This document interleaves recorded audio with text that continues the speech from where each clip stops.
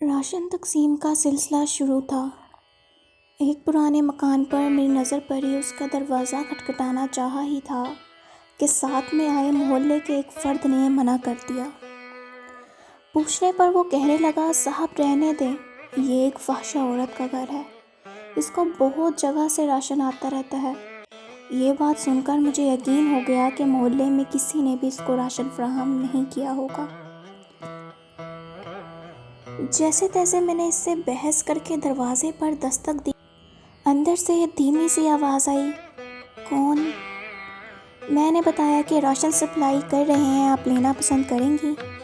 تو وہ انتہائی غمگین سی آواز آئی اور کہنے لگی، آپ واپس چلے جائیں، پہلے ہی اس محلے میں لوگ ہمیں جینے نہیں دیتے، ہم گزارا کر لیں گے، آپ کی مہربانی آپ محلے کے شرفاء میں تقسیم کر دیں۔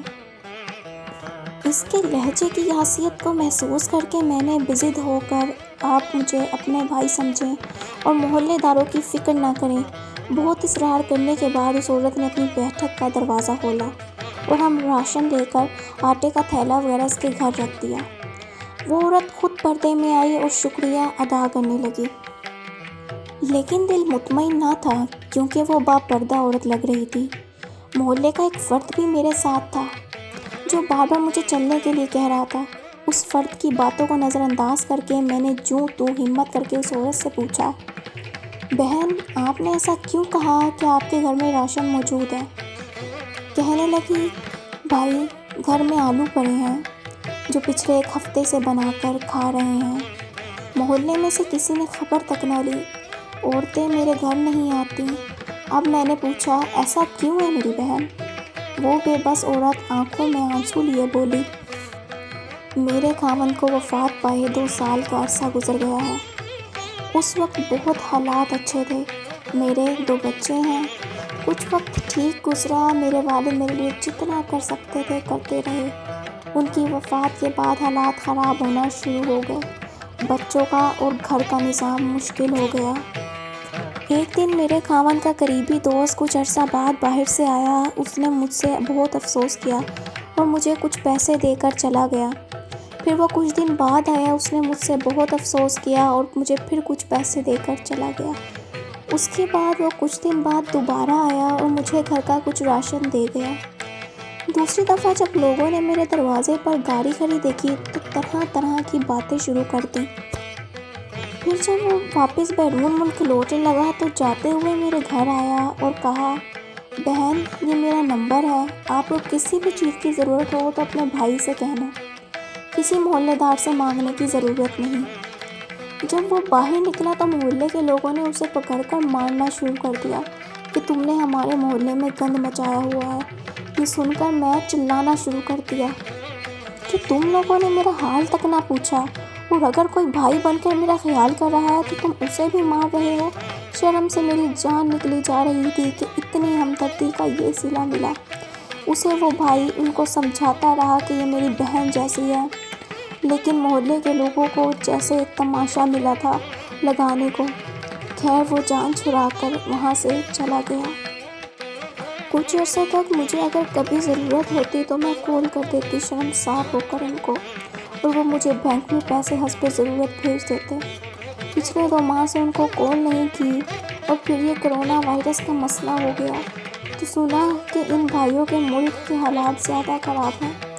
دوبارہ میری ہمت نہ ہوئی کبھی ان کو کال کرنے کی۔ اب بیوہ سمجھ کر اگر کوئی میری مدد کرنا بھی چاہے تو محلے والے مجھے غلیظ نظروں سے دیکھتے ہیں، اور محلے میں اتنے شرفاء ہیں کہ ہر کوئی گزرتے ہوئے میرے دروازے پر جھانک کر جاتا ہے، باہر جاتے ہوئے مجھے گھورتے ہوئے جاتا ہے، اپنی عورتوں کو میرے گھر آنے نہیں دیتے۔ یہ وائرس تو بہانہ رکھا ہے، اللہ تعالیٰ نے ہمیں راشن بھیجنے کا، ورنہ ضرورت کا سامان تو بالکل ختم کو ہے۔ کچھ دنوں سے اس بھائی کو کول ملانے کا سوچا لیکن ضمیر نے گوارا نہ کیا، سوچا کہ پتہ نہیں ان کے حالات کیسے ہوں گے۔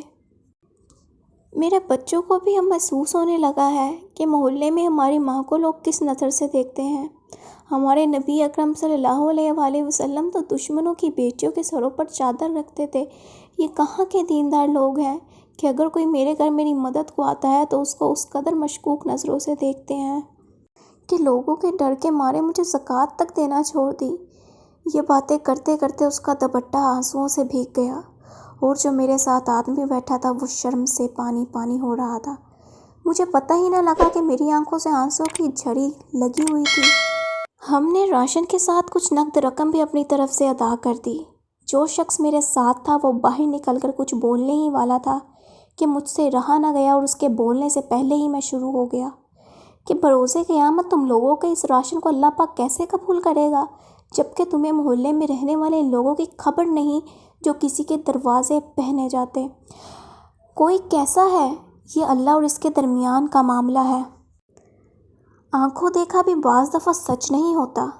اس کی خاموشی اور نم آنکھوں نے جو کچھ بولا، 4-5 دن بعد اس نے محلے میں سے اچھی خاصی رقم اکٹھے کر کے اس عورت کے گھر پہنچا دی۔ بے شک اللہ پاک ہی جانتا ہے سب کے دلوں کے حال۔ اگر اللہ پاک ہمیں دیتے وقت یہ نہیں سوچتے کہ یہ ضرورت مند ہے یا نہیں، تو ہم کون ہوتے ہیں یہ فرق کرنے والے اپنی بہترین کوشش کر کے تلاش کر کے ضرورت مندوں کو دیں۔